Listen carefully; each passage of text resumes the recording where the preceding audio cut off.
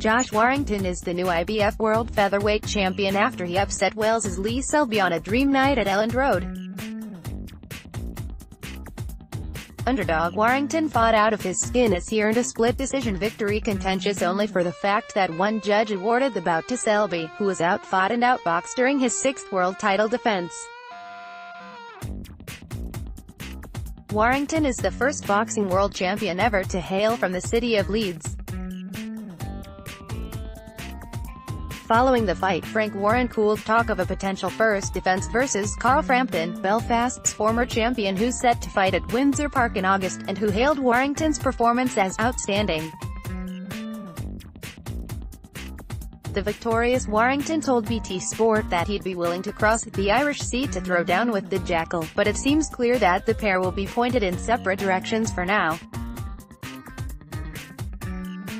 Source: Dave Thompson. Flanked by Leeds United legend and childhood hero Lucas Radebe, Warrington was played into the ring by Leeds rockers Kaiser Chiefs, who performed "I Predict a Riot" on site. It certainly evoked a raucousness in the already boisterous 10,000-strong crowd, but it scarcely rocked Selby, who emerged rapping along to Big L, ignoring chants of "Who the fucking hell are you?" which weren't long dying off. It was the Welshman, though, who suffered a "Big L" in Leeds, his first since 2009, and it wasn't for the want of trying. As first rounds go in this day and age, theirs was fairly furious. Warrington started the faster and caught Selby with a couple of cuffing outbursts, and one solid left hook, though again the Barry native wasn't all that fussed. Selby finished on the front foot and fired off a couple of testers, though Warrington had done more than enough to take the round. Warrington's picked up from his electric start in the second, however, catching Selby flush with some early fusillades.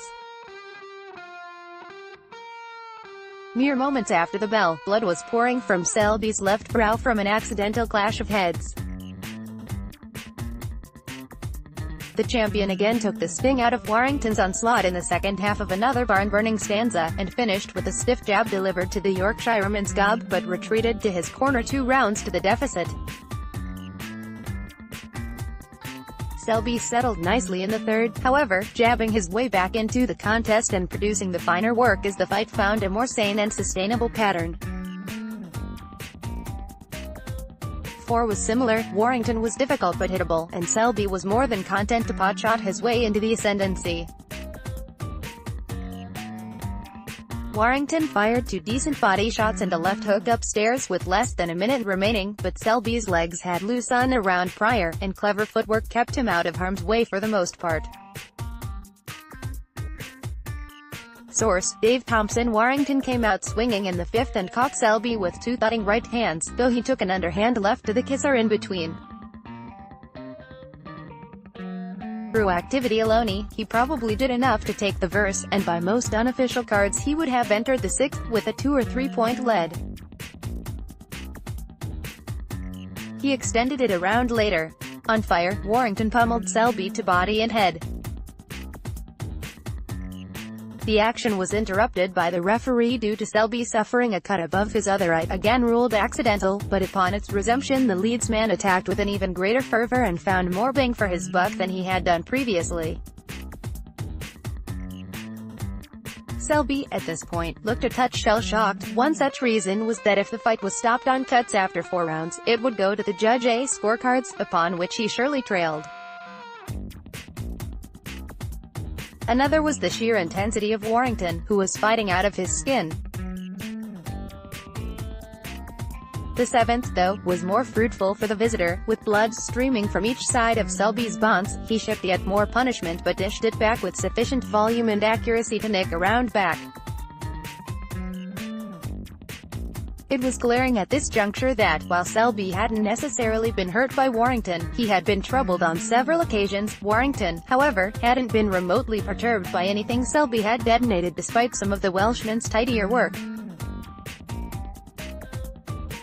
Source: Dave Thompson. Selby was busier in the 8th, though, and might have done enough to take it through activity alone. He started the 9th with a thumping right hand that again bounced off the hometown man, and followed it with a neatly delivered uppercut. Warrington returned serve to Selby's solar plexus through gritted teeth, 2 fine shots, and for the rest of the verse, the fighters seemed to almost take turns tearing lumps out of each other. Warrington probably claimed 9 with the stronger finish, and Selby seemed to acknowledge as much with a shake of his bloodied head at the bell. The give-one-take-one pattern continued into the 10th as Will began to supersede game plans, but again it was Warrington who likely shaded it with the heavier shots upstairs. Cognizant that he was surely trailing heading into the championship rounds, Selby came out hot and landed a sharp right hand down the pipe. Warrington, unrelenting, fired back in spades. Try as Selby may, he simply couldn't deter the Leedsman nor the latter's vociferous support. Warrington delivered a superb right hand on the bell almost as if to rubber stamp that point. After what had been a spiteful build-up, the pair seemed uncomfortable touching gloves as they entered the final round. It took 2 attempts before any respect was shown. Warrington landed a 3-punch combination upstairs, and enjoyed the greater success as the clock ticked towards his prospective coronation, but Selby landed 2 thumping lefts in return. It wasn't enough for the champion, though. The final bell sounded to a thunderous Elland Road roar, and Selby, his face a mess, was consigned to defeat. Source: Dave Thompson. The words "split decision" drew wild jeers from the crowd, as did Alan Davis's inexplicable 115-113 verdict in favor of Selby. Bill Edwards' 116-112 card for Warrington was about right, and though Frank Lombardi's 115-113 score was probably a touch close, it didn't matter a jot, for it was followed by a phrase which sent Elland Road into raptures, and the new